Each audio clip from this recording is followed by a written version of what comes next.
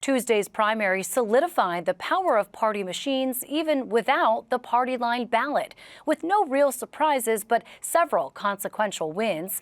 Sitting Congressman Andy Kim and Republican Curtis Bashaw now in contention for embattled U.S. Senator Bob Menendez's seat. He's not out of the race, by the way. He's just running as an independent.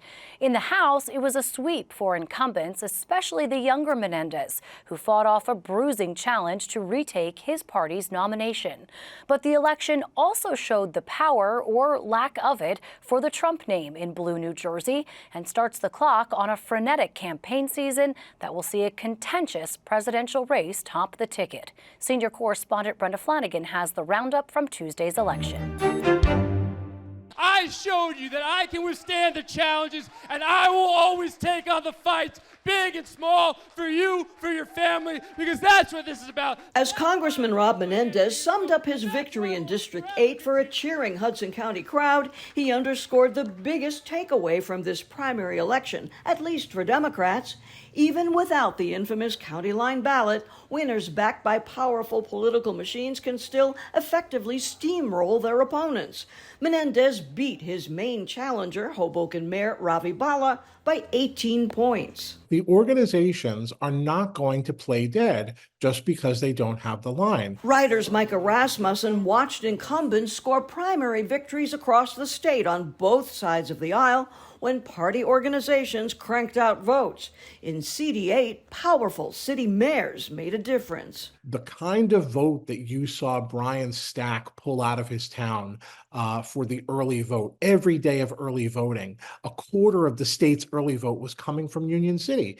And so there is no substitute for that. The line can give people equal footing on the ballot, but it doesn't mean that everybody is going to campaign equally. So listen, the strength of the candidate matters, fundraising, organizing, volunteers, all those things still matter, and they're going to matter on both sides. Hasn't been just a campaign, it's been a movement. And Congressman Andy Kim proved just how dramatically the political landscape can shift, easily winning the Democratic primary for U.S. Senate. This has been a very challenging and difficult race, a very dramatic one at that, and one that frankly has changed New Jersey politics forever. His successful grassroots campaign against establishment candidate First Lady Tammy Murphy mobilized progressives, and his legal challenge broke the party line ballot for Democrats.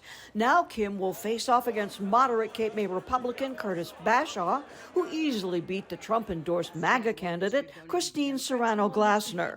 Republican analyst Chris Russell emphasized campaign organization still counts. And I'm sure there's some who are going to say, oh, the Trump endorsement doesn't matter. I don't agree with that. I think you have to run a campaign. And she did not, her campaign did not promote the endorsement or her as a candidate anywhere near enough. We were vetted, we were screened, we had to knock on doors and meet committee people, and we won this fair and square, those 14 county endorsements. And I am very grateful for the process because it was the best way to get to know this state.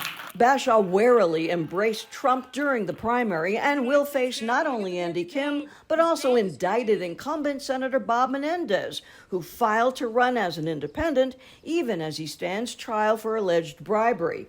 Jersey hasn't elected a Republican to the U.S. Senate in more than 50 years, but the state GOP today issued a statement vowing New Jersey is in play this November. Well, I hate to break it to the New Jersey GOP, but New Jersey's not in play this November. Dan Bryan heads the Democratic PAC Stronger, Fairer Forward. He predicts President Biden will win Jersey by 12 to 14 points with coattails, and that Bashaw can't beat those odds. I expect the Democratic candidate, Andy Kim, to outpace him.